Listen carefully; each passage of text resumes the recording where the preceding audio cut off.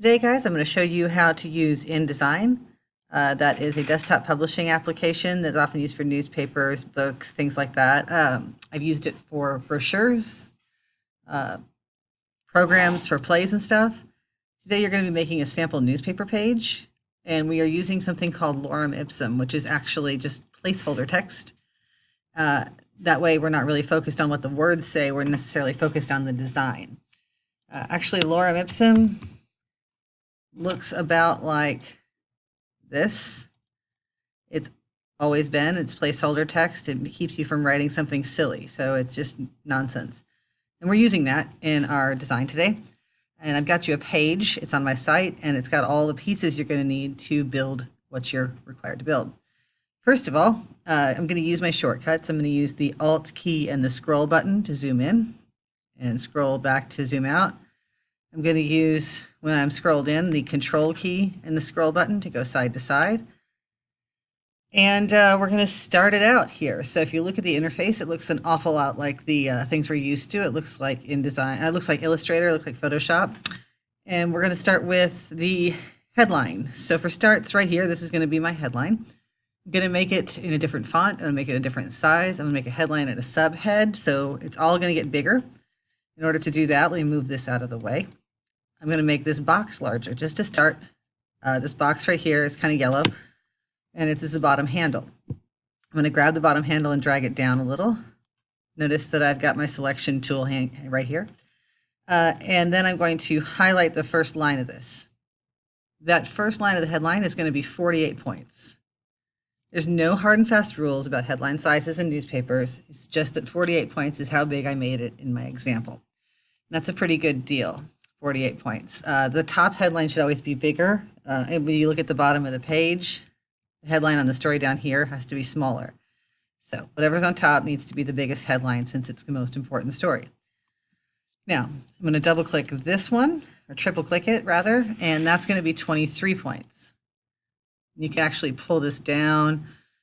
23 is not an option, so you can actually go up and down one right here, or you can just straight get in there and type the number 23.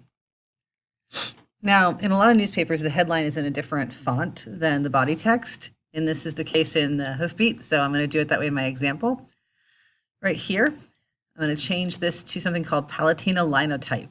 Palatino Linotype is what I've been using in the newspaper forever, and my students seem to agree. Every year when I ask them, do you want to change the headline font, they just stare at me and say no. So we're going to do that, and we're going to make it bold. The next thing I'm going to do is move this text around. Now I've got 4 columns set in here, and I'm going to have a picture.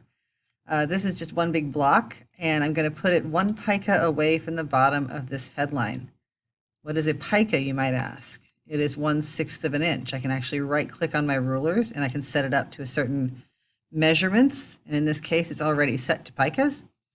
And I'm going to find the bottom of the lowest letter. So P's and G's, those are called descending letters. They're the only ones that go down that far.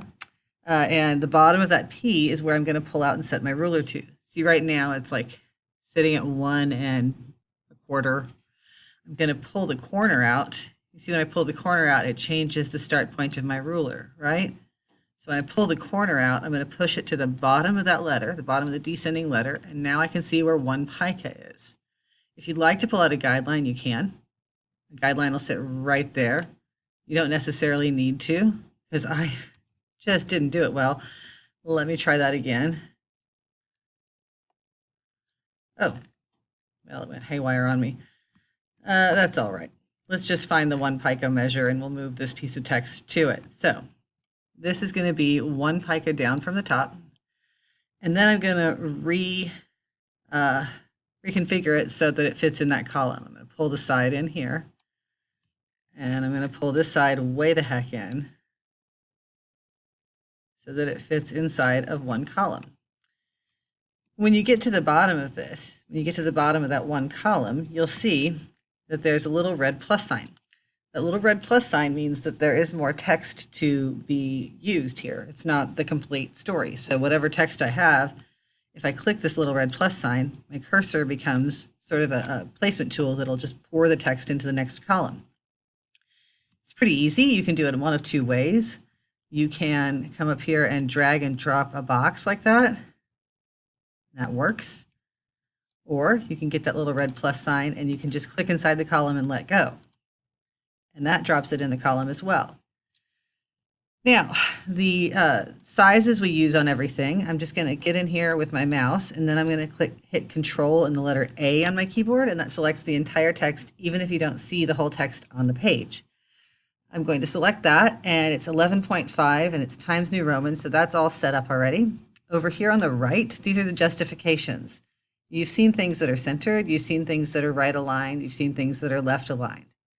In a newspaper, typically, unless we use the opinion page differently, we do a justified font, like that, with the last line left aligned. So that's the difference between this and this. Looks very newspapery. And next, I'm going to move this column a little bit. Click off to the side for a second. Move this column a little bit because I want to put this photograph 1 pica away from the top.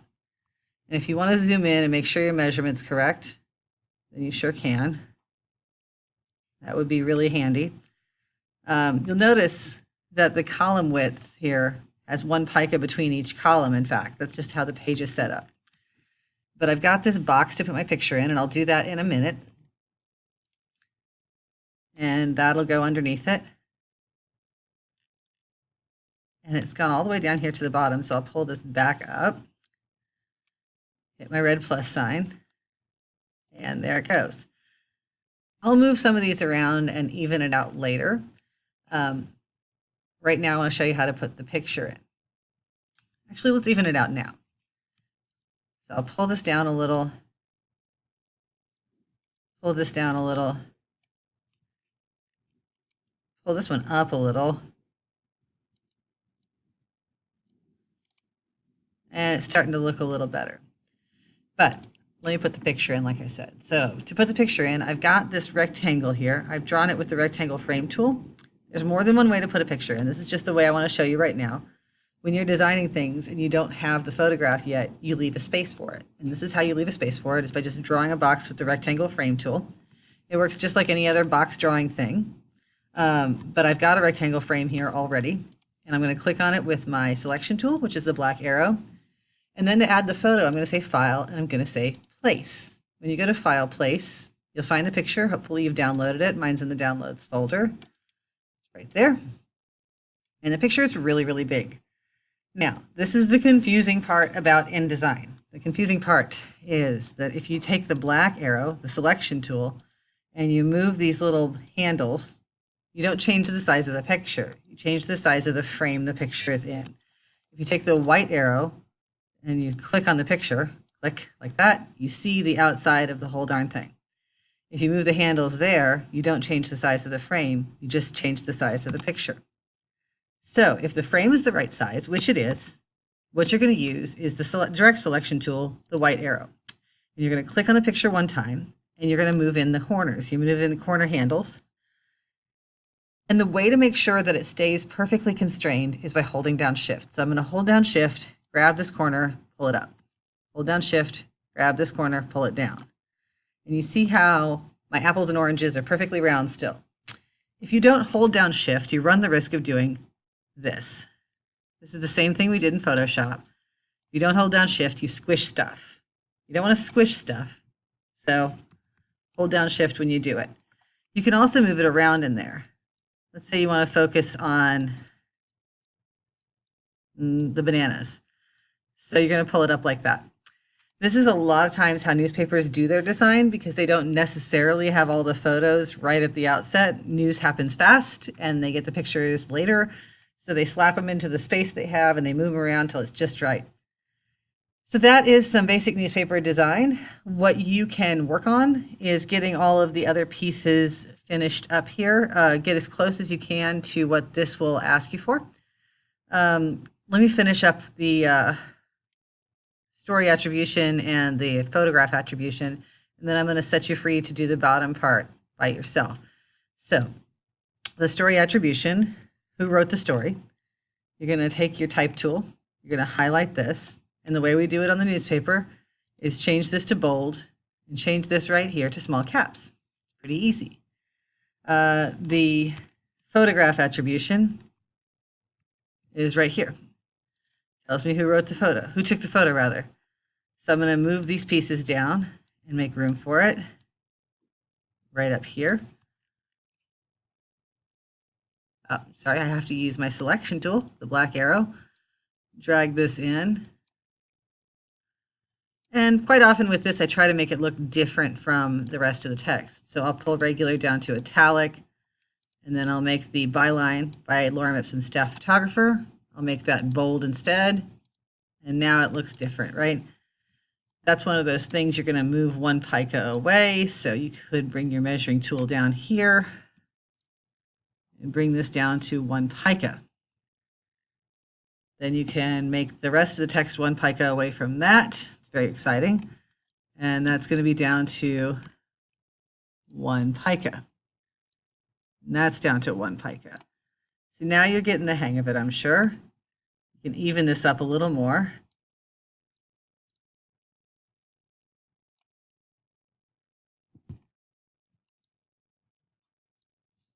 Still a little uneven. It's because I haven't done the tabs yet. If you click in there and then hit Control A, I'll show you how to do the tabs, and then I will set you free to do the rest of it after I show you one more thing. So if you go to Type, pull it down 2 tabs, you'll see this box come up. This is how you don't have to go through and push the indent key every time. And it's really kind of tricky, and you really have to focus your eyes pretty hard because there's 2 little triangles right there above that 0. And one of those triangles has to move while the other one stays put. So there's a top one and a bottom one. The top one has to come in. 1 pica. 1 P0. That's how you get a 1 pica indent on every darn paragraph in this thing. And once that pica is there, evening up these columns should work perfectly, actually. Let me see if it does.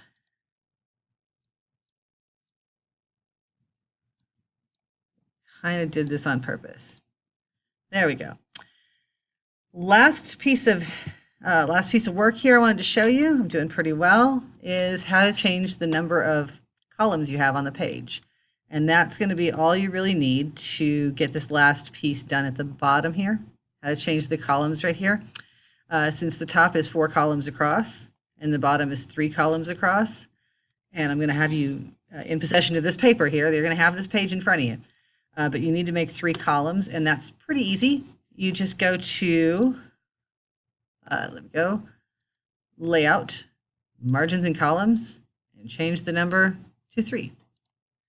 Now you can make a 3-column across thing. And I tell you what, work on this. Show me when you're done. I'm going to grade you on, do you have your headlines like this? Do you have 4 columns on top, 3 on bottom?